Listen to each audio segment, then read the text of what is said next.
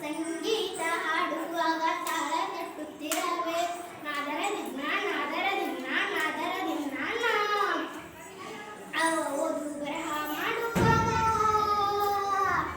ಓದು ಬರಹ ಮಾಡುವಾಗ ಏನ್ ಮಾಡ್ಬೇಕು ಮಕ್ಕಳೇ? ಓದು ಬರಹ ಮಾಡುವಾಗ ಗಮನ ಬಿಟ್ಟು ಕೇಳಬೇಕು. ಓದು ಕಲಿ ಮಾಡು ತಿಳಿ, ಓದು ಕಲಿ ಮಾಡು ತಿಳಿ. ಸಂಗೀತ ಹಾಡುವಾಗ ತಾಳ ತಟ್ಟುತ್ತಿರಬೇಕು. ನಾದರ ದಿನ ಅವಕಾಶ